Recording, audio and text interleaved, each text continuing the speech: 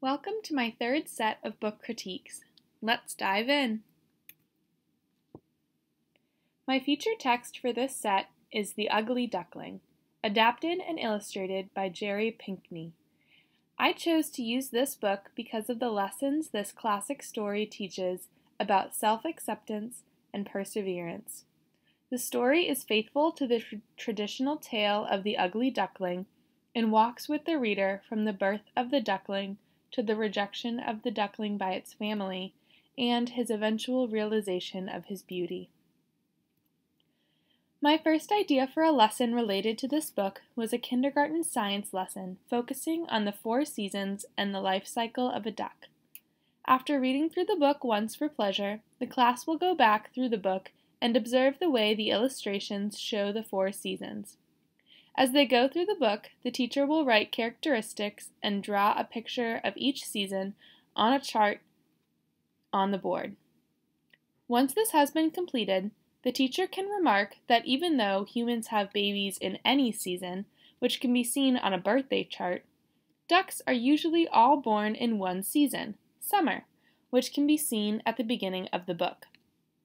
The teacher can explain that just like people, ducks will grow up from being little ducklings to adult ducks. The students will then be asked to create a story or other form of communication, such as a scrapbook, using Bunsey to show how ducks grow in the 4 seasons. These Bunseys can be shared via QR codes with the community by having them posted in the local library in the children's section. Here is an example of a scrapbook chronicling the life of a duckling named Susan through the seasons. The second idea I had is a multi-content area lesson for 4th graders that focuses on the students connecting to the theme of rejection present in the book and finding inspiration to overcome it. After reading the story, the teacher will facilitate a class discussion about the character of the ugly duckling. Questions will be asked to help the students to connect with the rejection the character felt. The teacher will then explain that some important people in history and science have been rejected before they could succeed, such as Thomas Edison, Martin Luther King Jr., Albert Einstein, and Abraham Lincoln. The students will be put into small groups and asked to research one historical or scientific figure selected from a list that fits the description mentioned in the discussion. The students will then create a timeline of the most important events that happened in this person's life. Once they are finished, each member of the team would pick an event to make a mock social media post using Zeob.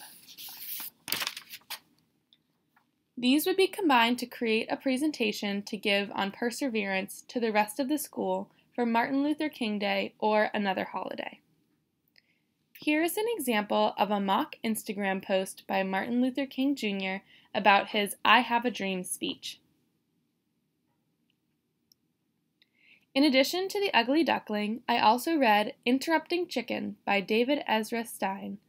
This story humorously mimics the common childhood behavior of continually interrupting when parents are reading to their children.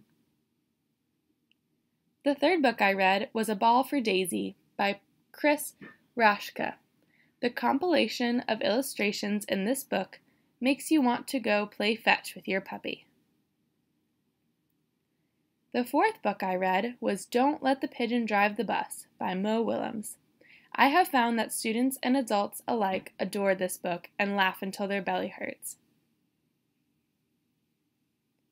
The fifth book I read was Cinderella, translated by Marcia Brown. This adaptation follows the traditional Cinderella format with illustrations that make you feel as though you are dancing the night away at a royal ball. The sixth book I read was Make Way for Ducklings by Robert Mccluskey. I enjoyed being able to know the landmarks of Boston mentioned and the lighthearted themes present in this text. The seventh book I read was Bridge to Terabithia by Katherine Paterson.